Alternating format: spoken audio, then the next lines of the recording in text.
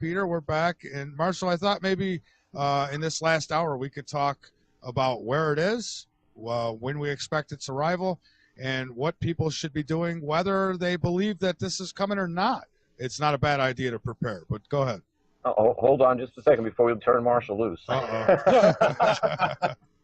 Whoa, big fella. Something I do want to say, and here I always give credit where credit is due, and I want to say kudos to Marshall on his work. Just about a year ago, it'll be a year ago in the beginning of July, that I did an interview with Alfred Weber on the 2013 to 2017 timeline. And in that timeline, I laid out the tetrad moons, which we have entered as of this year, and as I said earlier, and the different events that we could expect to happen under the tetrad moon cycle as it comes around. Now, the fact that they are tetrad moons is unusual enough. In other words, there are 4 full lunar eclipses in a row without any partial lunar eclipses at all. Interestingly enough, during the same time period, there are 4 solar eclipses, 2 full, 2 partial. The full solar eclipse, the next full solar eclipse happens on Nisan 1, 2015, 2 weeks before the blood moon of Passover. So you've got these. Now what's even more bizarre is that this started off on the synchronization with the Gregorian calendar of essentially the same date, April 14th, Nisan 14th. Never happened before. The blood moons are unusual enough, but now they're all on Hebrew holidays, the 2 most high holidays of the Hebrew calendar year, for 2 years in a row. Extremely unusual. They end on the day before the historic, the most accepted historic date for Jesus' birth. They end on on September 28th. The accepted, most historic accepted date for Jesus' birth is September 29th. The following Passover is misdated. It's coming a month late. However, I'm going to go back to this video that we did, and you can make reference to it because it's not about the timeline. It's about specifically about this event. Here's the situation. The timeline falls out almost perfectly for what Revelation 6:12 through 17 could only be described as the Nibiru event. And that's what makes this so peculiar, in not a strange way, but in a timing of events. I don't believe in coincidence. Coincidences are 2 things happening at the same time. But let's look for historic precedent. And when we do, the last historic precedent was at the time of Egypt's the liberation of the tribe of Israel from Egyptian control back during the Exodus. But interesting, when you read the wording that is used in Revelation, the 6th chapter, in the 12th verse, it's interesting how it starts off. And then, Marshall, after I read this, I'm going to leave this to you. Okay. It says that I watched as the Lamb broke the 6th seal, and there was a great earthquake. The sun became as dark as black cloth, and the moon became as red as blood. The stars of the sky fell to the earth like green figs falling from trees shaken by mighty winds. And the sky was rolled up like a scroll and taken away. And all of the mountains and all of the islands disappeared. And the kings of the earth, the rulers, the generals, the wealthy people, the people with great power, and every slave and every free person, all hid themselves in the caves and among the rock masses of the mountains. And they cried out to the mountains and to the rocks, fall over us and hide us from the face of the one who sits on the throne and from the wrath of the Lamb, for the great day of their wrath has come, and who is able to survive? Now, when you go back to the first Gulf War, Norman Schwarzkopf carried out what was called shock and awe. He took out his enemy's eyes, he took out his enemy's ears and speech, and then he took out his enemy, and that war was measured in hours, not weeks, months, or years. Of course, it led to a war that's never ending there since. But you see, once this Nibiru event or Planet X event happens, we can pretty much kiss all communications goodbye. And the event itself is timed according to the prophecies. And so I cannot ignore your message, Marshall. I cannot ignore it. I can't And either because it's hard data, and I love that stuff. It's like yeah, it's synchronicity. Is it coincidence? It's one hell of a coincidence, yeah, because it's this event which takes out the eyes and ears of the military and all their advanced weapons and all their goodies that they intend on using against the people and whoever might be showing up, and it puts everything in the hands of a higher power. Think about that. An off-planet higher power. Call it what you want, but we are going to be impressed with what happens by the time it's all over. At least those of us who survive it. Well, that's my bag is, I want people to survive it. What I see, and I talk about this in this article, it's time to look up on my site. I posted it this morning on yowza.com, YOWUSA.com, and I really give people the big bada bing of what's really important, why they should be looking. And because in my video, I have a guy from North Carolina, Richard Bowler, who made 2 observations of Nibiru, and the chemtrail spraying was really hard, and so he got to see it in between chemtrail spraying from 2 different locations in the same city on 2 different dates.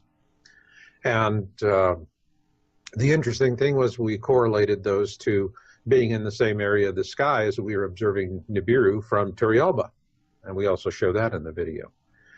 But the point I'm trying to get across to people is that when I look at what the elites are doing, I see a completely different scenario than what I see with the common man. The common man is just all over the map, and they're in denial, and they don't want to. And interestingly enough, the Bible tells us exactly that's what's going to happen. People are going to be deceived because they want to be deceived. It's going to be the rare few that are not. So it's a pandemic of denial. But for the elites, they've got a long-term strategy. And what they're seeing is right now in the present day world, the elites who control this world, if it were a poker game, they're holding a royal flush. You're not going to beat their hand. So carping and complaining about it and all the injustices and so forth, why bother? They're going to win and they're going to do whatever they want to do. Marshall, if I might just interject here for a second. When just about the same time as I was done writing Letters to Earth, I think I was in the process of having the editing done, I made friends with an heiress to the MORE shipping line. Mm-hmm. And this was when they were having those really bad forest fires in Greece. She was on her yacht out in the Mediterranean, and we were communicating via who knows how. She was hooked up to the internet. And I was like, when she told me her name, I said, I've seen your family, I've seen your name before. She said, yeah, we move things. I'm like, okay, whatever. But she had said this, and I said, well, we got on the subject of Armageddon.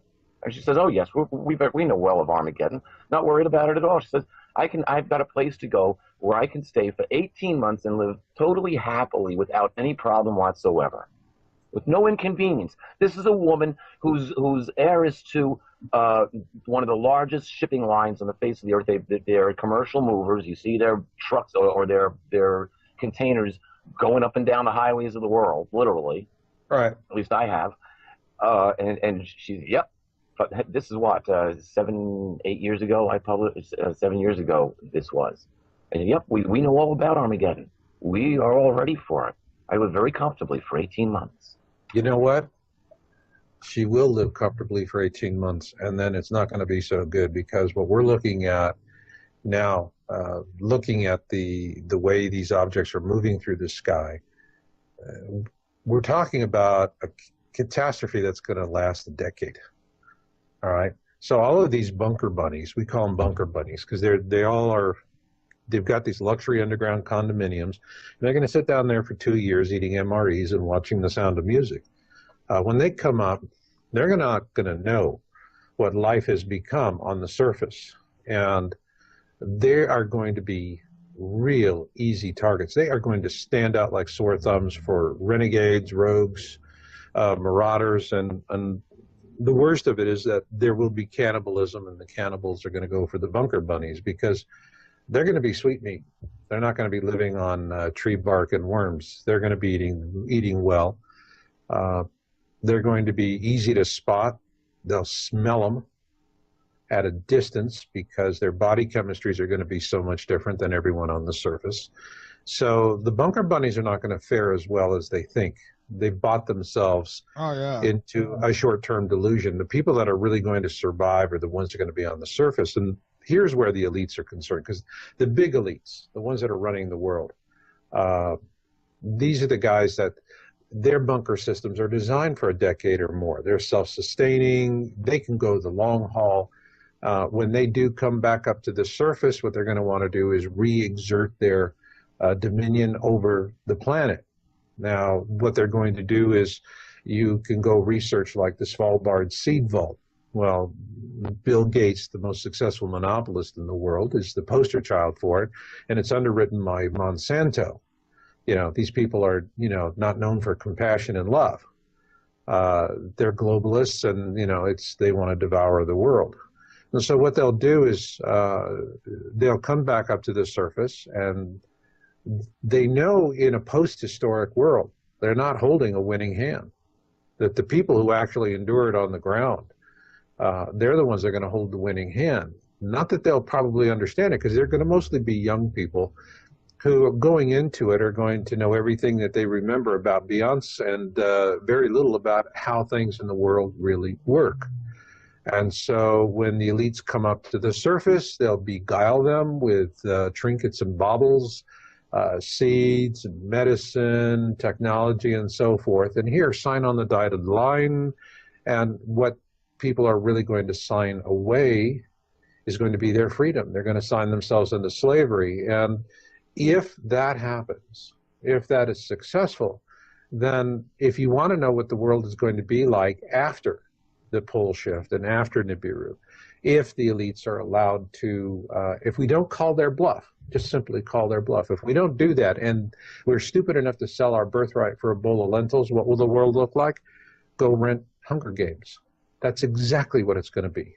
It's going to be a horrific, you know, class warfare kind of thing with a whole lot of very poor, hungry slaves and elites who are, you know, into their nonsense and maintaining their power.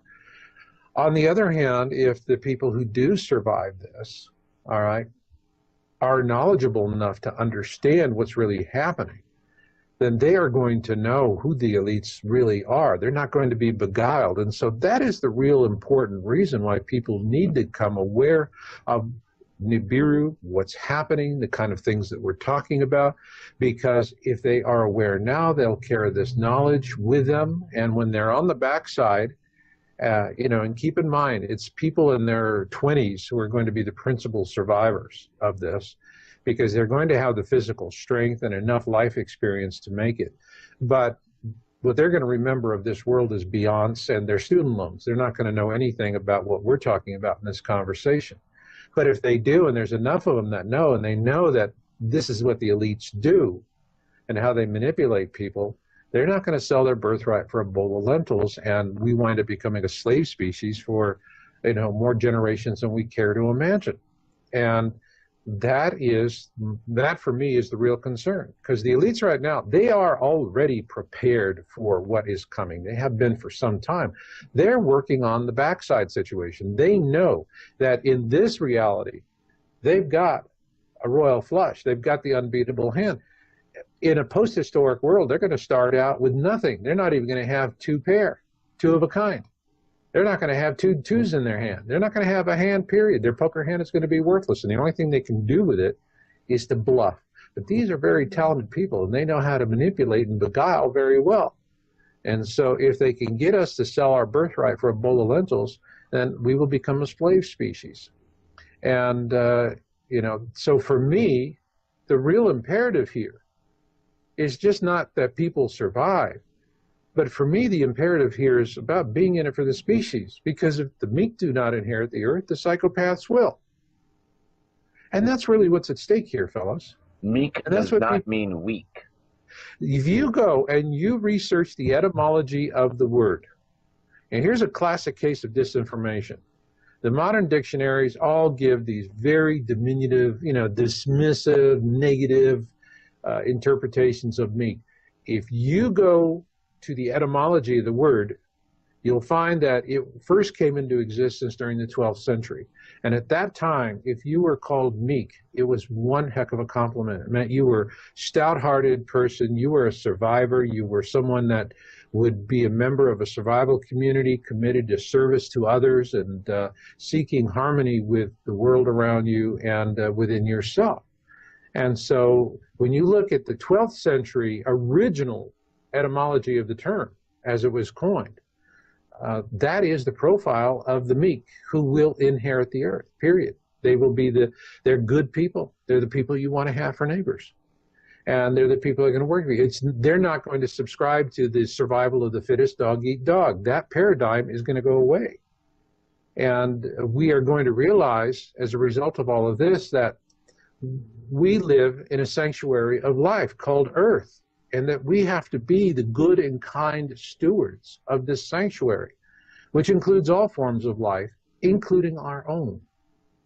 And this is the lesson humanity, if humanity learns this lesson and embraces it, the elites are anachronisms. They're toast. That's it. Game over for them. They're not going to, they're going to be buggy whips in a post-historic world. But if on the other side, everyone's going, oh man, you can tell me what Beyonce's been doing for the last 10 years? Where do I sign? If we're doing that, then that's it. Future generations are screwed. I got tickets for a Lady Gaga concert. You want to go? Really, So would start killing that's each other what's really at stake here is that it's, we're going to have a flyby. The pole shift, what we're seeing in the data that we're looking at is that, first off, the objects are already visible. We have images. We've posted them. We've had one man in North Carolina who has made legitimate observations of Nibiru, not once, but twice. Other people have. It's just that we don't report everything that we get because we set a very high criteria for what we publish. It has to be something, first off, you have to observe it with your own eyes. And when you send us a picture, you're sending us a picture of what you have observed with your own eyes. It has to be a naked eye observation. That's one. Two, it has to have good resolution, no less than 8 megapixels. You're sending us something from an old cell phone camera, forget about it. We're not interested. Likewise, we get pictures from people all the time that are interesting pictures of Nibiru, very interesting pictures. And what do they, when we ask them about it, they say, well, a friend of mine took this. What do you think about it? And all we can say back to them is, well, very conclusively, it looks like a picture your friend took. And that's all we can say. We don't use it. We're not going to post it. I'm not going to mention it to anyone. And then the third criteria is, are you going to come forward and put your face on it? And here's where we've had a lot of really terrific images, and I won't use them. Because the people who are saying, well, I took it, but I don't want to be mocked. I don't want to be ridiculed. I could lose my job if they see I don't use it. And then I thank you very much. I file it away. If you're not going to stand up, put your name and your face on it, give me an interview over the phone that I can record and post in a video, we got nothing to talk about. He's seeing the moon or Venus or something else, and he thinks he's seen or she has seen Nibiru. And so we do our due diligence. We comb through this thing with a fine-tooth comb. And that's what we did with Richard Bolerup's report that we put into our report, Nibiru Nearing. If we put it up, because if you put up anything else, all it does is it feeds the disinformation and the lack of integrity in the reporting we see elsewhere. You have to have the data, and that's something that I appreciate about, or that you've kept my interest, because you've provided better data over the years. And last year, like I said in July, I did the video 2013, 2017. The end of July, you came out with the date for Nibiru, or the approximate date for Nibiru, at the time period that we could look forward to, somewhere right about beginning of 2016, first, second quarter. Yeah, 2016, I think sometime in 2016 it's going to be visible from most every point, if not every point on the globe. The pole shift is going to happen after that. When? It is impossible to say, because these objects really defy what we have defined as celestial laws.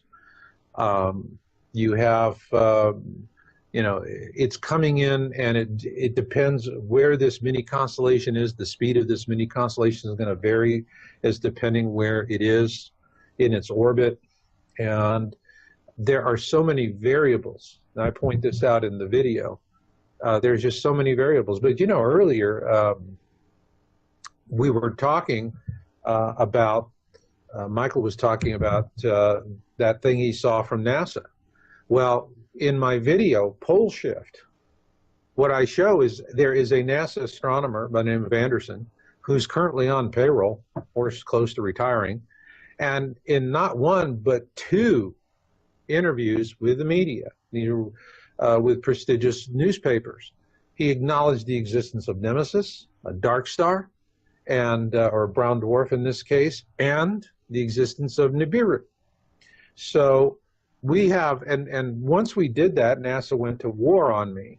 And that's the reason why if you go to Amazon, you'll see all my books are perpetually, temporarily out of stock.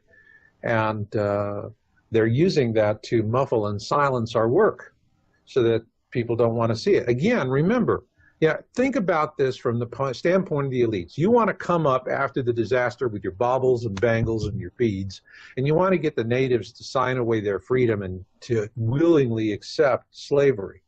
Well, you can't set aside enough baubles and beads to entice 7 billion people.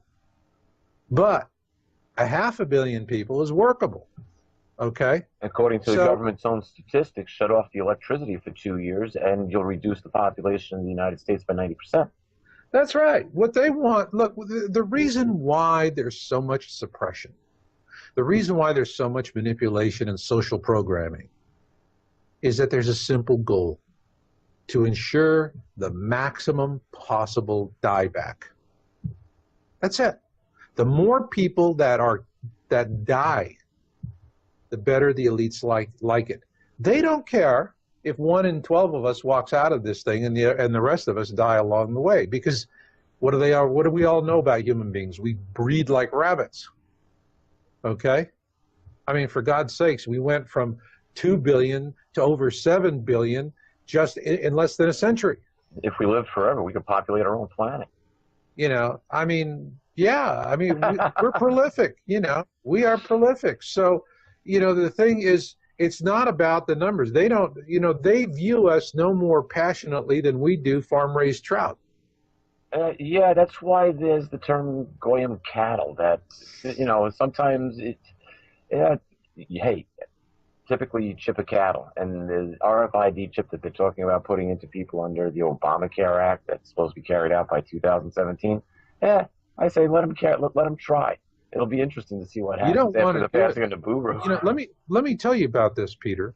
Okay, because you're a man. You value your relationship with Creator. Absolutely. Right? Now the chips, they're going to say the chips are for identification purposes. Yep. And they're not going to start chipping people now, while you know we're watching Dancing with the Stars and Walmart is stocked to the shelves. Okay, they're going to start chipping people when life's hard, when you can't get medicine or food. And then you're going to that's when you go to Walmart and they're going to say, run your chip through the scanner. Oh, you don't have a chip? Sorry. We have to just put your stuff back on the shelf. Yeah, that's when you're going to get your government cheese and your chips. And the chips are going to be Doritos. The chips, okay, actually have 3 functions. You know, I learned about all 3 of them from a whistleblower. And after she told me this, they found her and they muffled her. But what she told me, because it was really breaking her heart, is that these chips are going to be identifiers, but they're bidirectional, okay? They go both ways. They send information, receive information.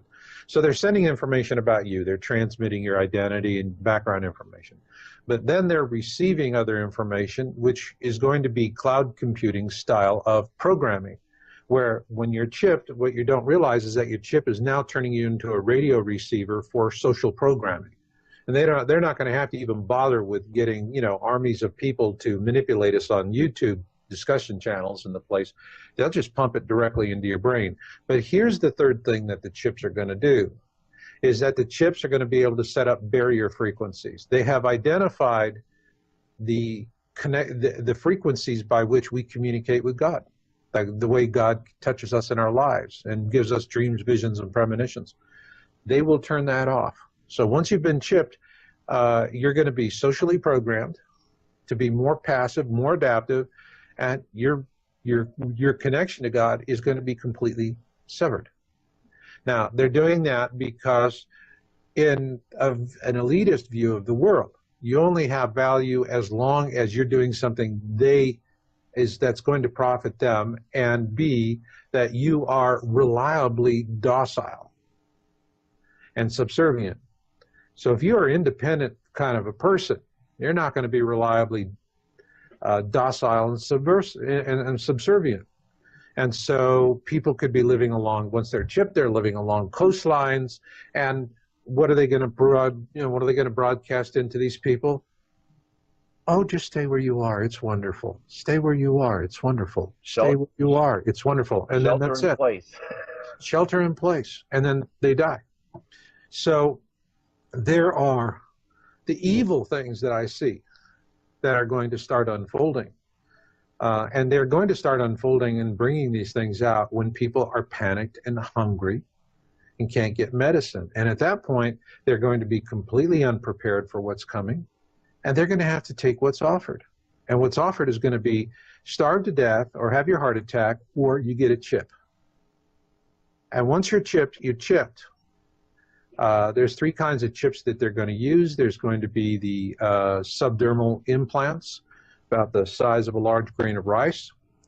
If you are forced to be chipped, that's the one that you want to take. The other one is going to be a thermal transfer.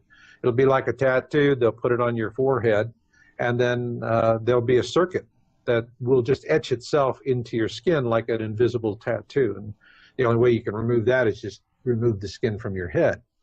And then the third kind are going to be infant implants, and at the top of the skull there's a couple of very soft areas where the child at birth has very soft tissue in the skull in order to come through the birth canal. And when a child is born, they'll immediately insert a specialized chip into that area, at which point it's impossible to extract the chip, and that child is chipped for life. And that's where they really want to go. They're going to want to chip all of the newborns that way. So this is what's coming down the pike. And these are the things that they just don't want people to know. All right. And if people do know, then the whole situation takes on a completely different spin. But again, the problem is, all right, you have this knee-jerk denial reaction, which is exactly what, I mean, I am not a Bible person, but I do read the Christian eschatology, and it's like, the more I study it, the more it's like it's a preparatory for these times. And the more I look at it, the more, excuse me if it offends anybody, but I don't think many Christians really understand their own Bible. I don't think they understand the eschatology that well. Because all they depend on is someone who's explaining it to them, and the explanations that they're getting are designed in many cases to be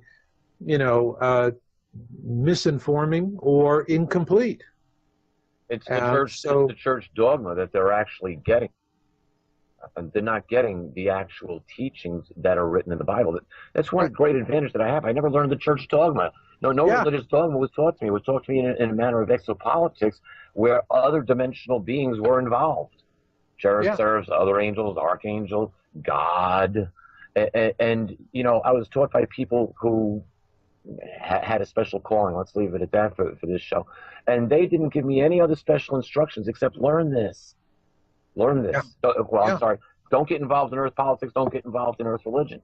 And the last thing that I was told was that my future was in the stars, which I finally came to understand when I wrote Letters to Earth. Are good people. And the majority of the people would look at that young 15-year-old girl and see a human being with a lot of potential. But it's the ones that are malevolent and self-serving, and they are in the minority. They're the ones that have the megaphones.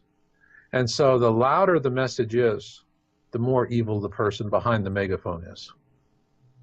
I believe it was George Green who did a video on Project Camelot, and said his awakening moment was when his daughter, they were in Aspen, Colorado, and he was with Ted Kennedy.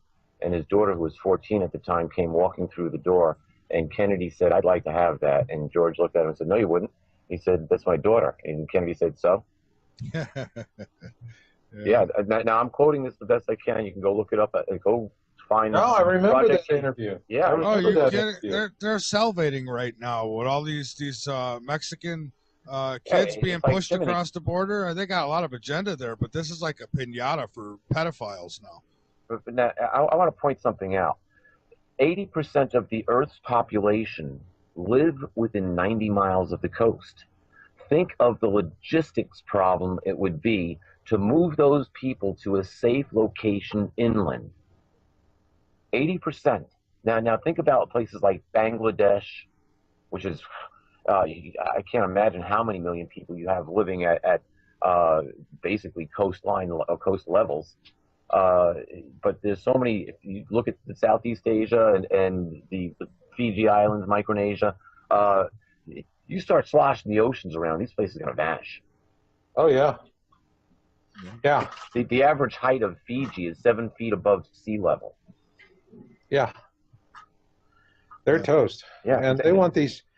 You know, the thing is, they just simply, the elites simply want to reduce the global population to more manageable numbers. And so they'll use any combination of things: wars, disease, plague, it doesn't matter. Once the party starts, they're going to want people to die, and they're going to want them to die in vast numbers. And the ones that are going to be the fastest to go are the ones living along the coastlines. That's the reason why, you know, I moved to Reno. All right. I relocated because I knew it was just time to bust a move. You think we're going to have some record-breaking hurricanes this season? You know, there's so much weather manipulation, it's hard to say. I mean, we very well could. I mean, what I see happening here on the West Coast is California has already been written off. You have Nancy Pelosi, who's gone to Congress to ask Congress to set aside special funding for disaster fund for California, because they are already looking at this drought and forest fires and rising sea levels. And the reason why is the jet stream has been moved with all the chemtrail spraying. I find it just boggles my mind there are people that still deny chemtrail spraying. I mean, I look over I can see squadrons of these jets laying checkerboard patterns in the sky. Oh, it's sick. Marshall, I was one of those people who denied chemtrails. I was like, come on. I remember that. Chemtrails, really looking at vapor trails. And then I said, okay, well, let's go look at what they're putting in jet fuel. So I looked up the formula for jet fuel. And I'm reading barium. Why are they putting barium in jet fuel? That made absolutely no sense. And so now I have to start questioning, okay, if they're putting barium in jet fuel, what else is actually going on? And I started investigating it, and I started looking up in the sky, and I started saying, okay, vapor trails vanish. Those things are getting bigger. Well, first off, I couldn't be in denial. You see these things, they lay a pattern in the sky, and these things are just persistent for hours, okay? They're not like contrails. Contrails evaporate. These things are persistent. They stay in the sky for hours. And what they're doing is they're shifting the jet stream, all right? And because they want to get moisture, they want to get more moisture into the Midwest, because this is where Monsanto and all these guys have got all their big bucks invested. In these, in soy, wheat, corn, they want the water for this area.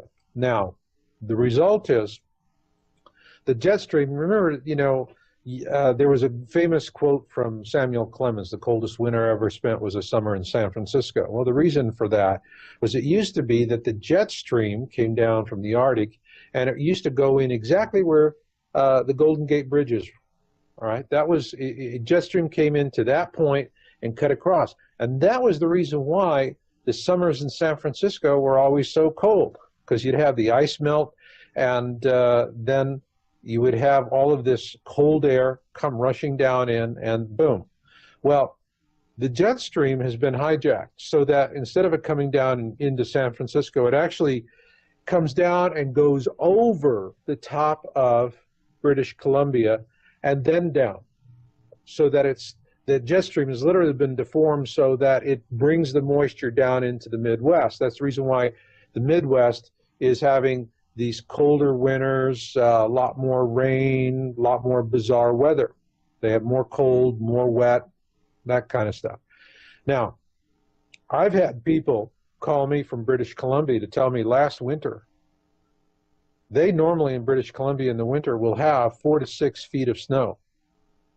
Last winter, they had no snow. None. None. None. Just occasional rains.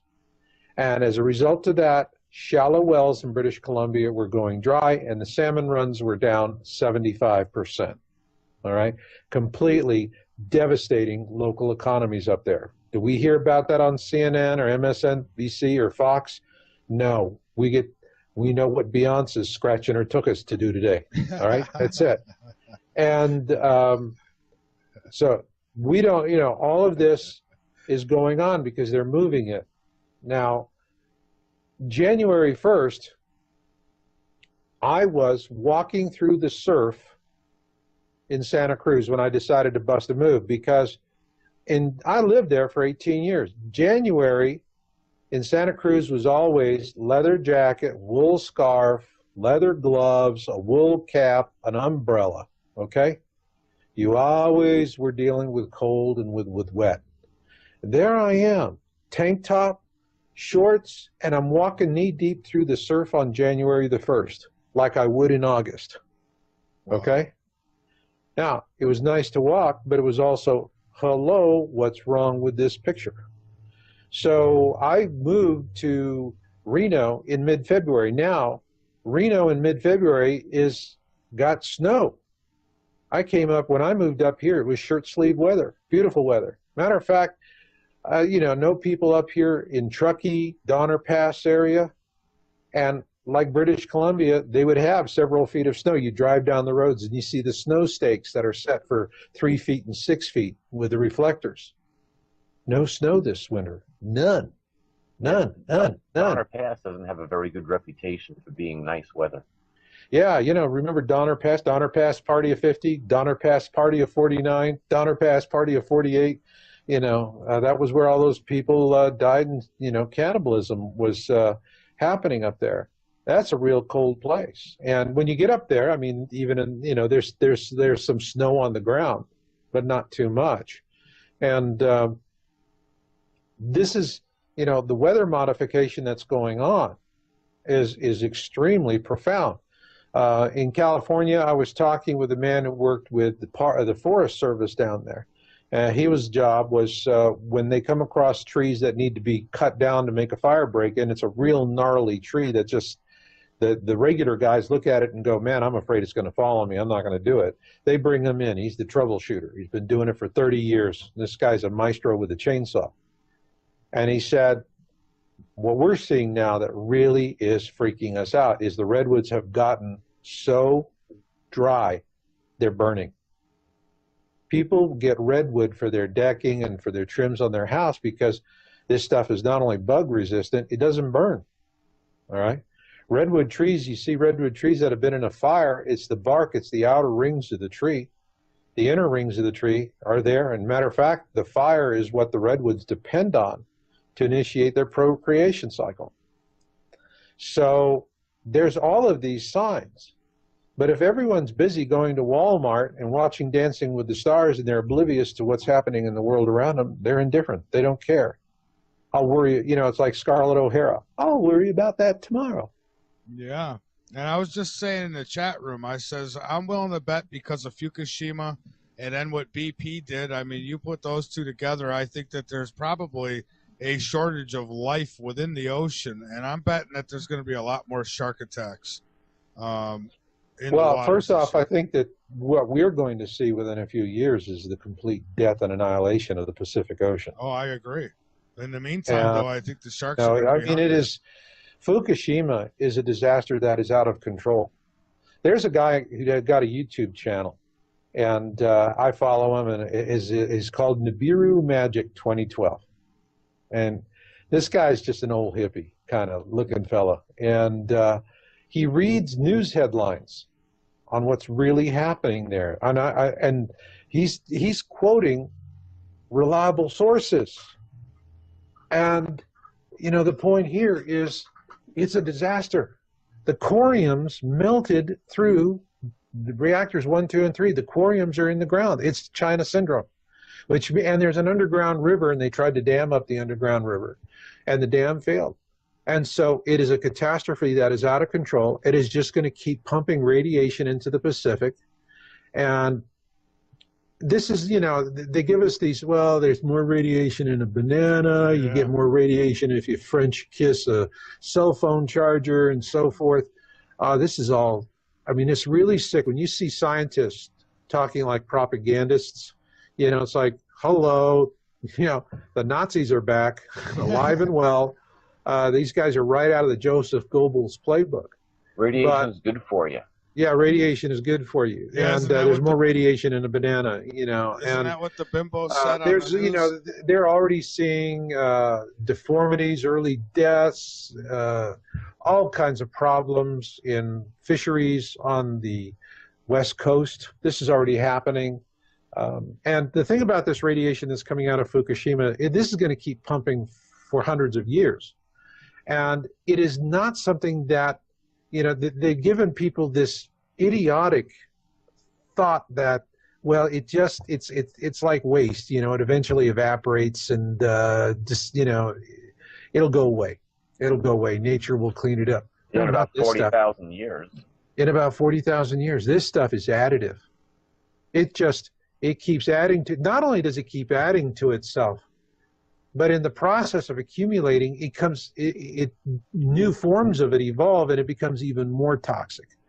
And so what we're going to see is we're going to see the death of the Pacific Ocean. There's no question in my mind. Fukushima is going to, and it'll eventually have impacts for the other bodies of water. It'll be primarily, contained in the northern hemisphere, because this is the way the currents carry things. But what's going to happen when all of a sudden cities along the west coast start putting up radiation warning signs? Don't swim. Yeah, well, that's if they ever do. I was going to say, if they do. One of the things, we're facing this, and here this comes into what we would biblically call the Armageddon event. However, a lot of people never make it past this point. It's like, oh, it's the end of the world. Why bother? No, wait a minute. It's not the end of the world. It's the end of the world system. And that's right. It's the end of the world as we know it. And frankly, that's not going to be a bad thing. Humanity really needs to learn that God has given us a sanctuary of life called planet Earth, and we need to be good and noble stewards. Now, exactly. Now, if you look at the prophecies on how they're actually set up during these times, it's after the Nibiru event that the King of Kings and Lord of Lords returns with the armies of the multiverse. Okay, I got to imagine that since this is the Loyalist force, they outnumber the rebels 2-1, that they're also probably going to bring advanced technology with them to maybe neutralize the radiation and a lot of the pollution on this planet. It's all possible just by changing the vibration of the actual string within the atomic structure itself. So change the vibration of the string, according to string theory, it's there, and you'll change the vibration of that structure, making it inert. So the technology might be on its way. And this is where... From your lips to God's ears, Peter. Yeah, so, it's not necessarily all doom and gloom. And when you look at I read earlier about where it says in Revelation chapter 6, but you go to Revelation chapter 19 where it talks about the return of the King of Kings. Even in the 17th verse, it says that there's an angel that stands that's in mid-heaven, and he calls all the birds together for the evening feast of God. And the same ones, the kings, the rulers, the rich people, and all their support staff, they become bird food. So... Works for me, baby. That works for me. And the great thing is, we are building flocks of meat-eating seagulls with our garbage dumps. Yeah. It makes you wonder about Alfred Hitchcock and the movie The Birds. Oh, The Birds, yeah. Well, that takes me back. Yeah, so, think about 80% of the world's population not being told what in the world is going on, It's finally last minute. Okay, folks, you got to get off the coast because Nibiru's here, and you're going to get washed off if you don't get off. And so you got these people in a mad rush, all trying to get off the coast, killing each other to get out of the way. And meanwhile, they're not going to let them do it. That's when, you know, I've had this actually. They'll get as far as the Delaware River. This is a real, you know, the funny thing is when I moved into Reno, and I tell people, if you relocate to an area, you want to go to some place where you feel like it's home. And when I came to Reno, I fell in love with it because it's 40% original Reno and 60% people who come from California. And the folks that are native to Reno are the very same kind of people I grew up in Phoenix in the 1960s with. And they're wonderful, easygoing, cordial people, tough as nails. I really like them. And the folks from California that are here are the folks that I always wanted to meet in California and couldn't find. I mean, Reno got the cream of the crop. And, you know, so there's a diverse culture here. I love it. It's wonderful. And, you know, the conversation I have, there's so many folks here that are into this topic. Guys, we're just we're just about out of time. So, Marshall, I hate to rush you like this, but we're down to just a minute and a half. So please go ahead and get out anything that you'd like. And I thank you so much for coming back. The time just flies. Really does. Yes, for those of you who are new to the topic, please check out my new video series, Planet X 101. You can see it at planetx101.com. That's planetx101.com. Also, read our latest article. It's Time to Look Up at YOWUSA.com. YOWUSA.com. And the thing here, and I want you to remember, is we can't beat the elites. The future is for the meek. But not by default. We have to claim it. And all we have to do to claim it is to call the bluff. You know, I love that, Marshall, because you look at the scripture in Matthew 24, and Jesus said that those times would be so difficult that if it wasn't for the chosen ones, no one would be left.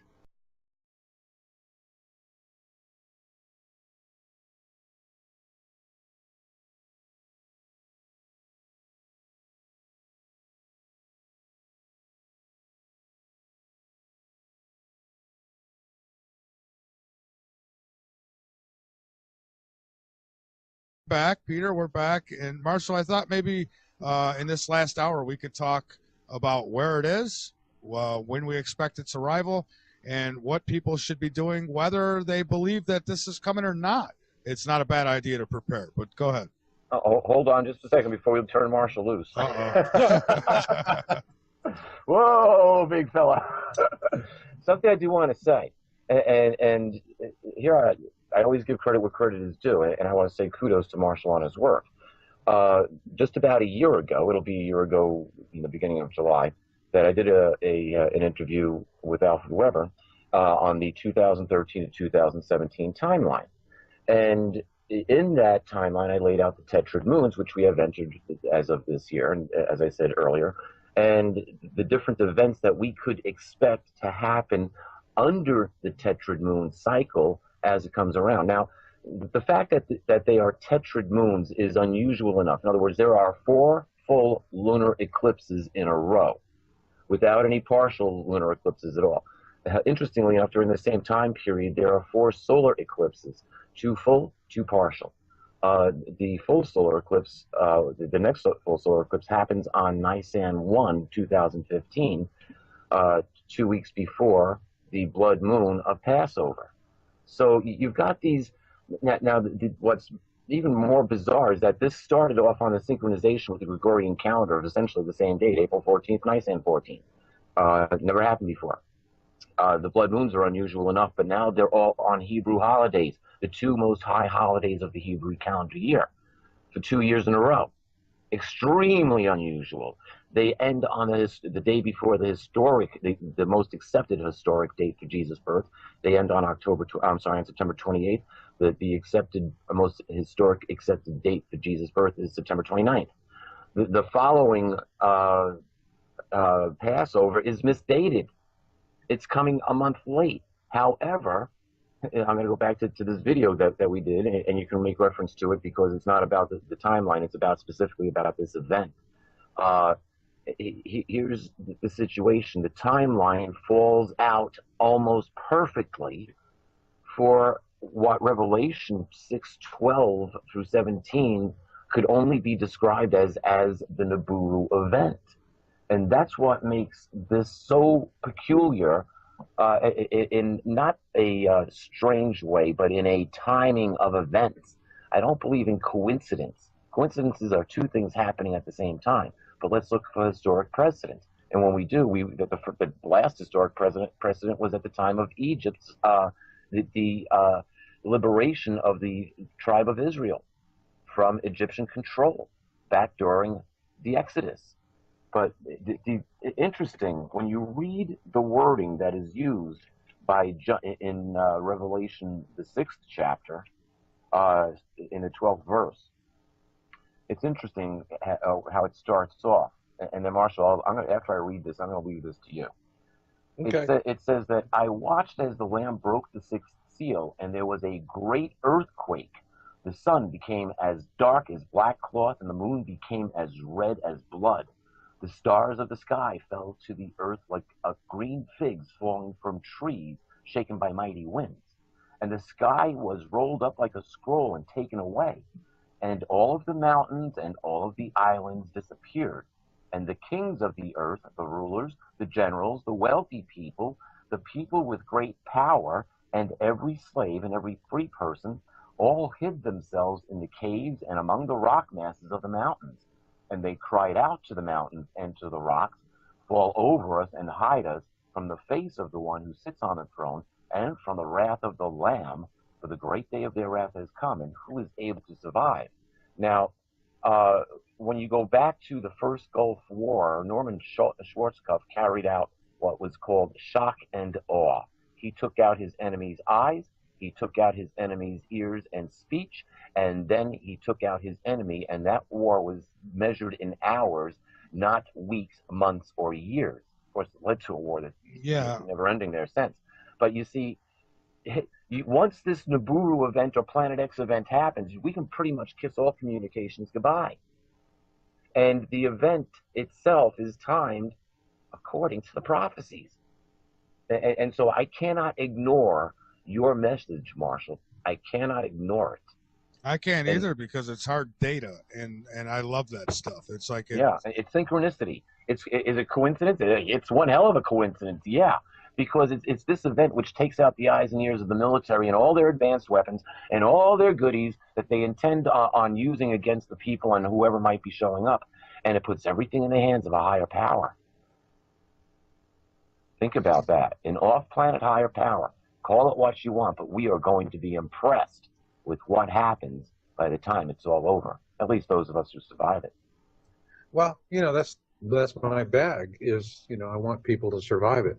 What I see, and I talk about this in this article, it's time to look up on my site. I posted it this morning on yowza.com, YOWUSA.com, and I really give people the big bada bing of what's really important, why they should be looking.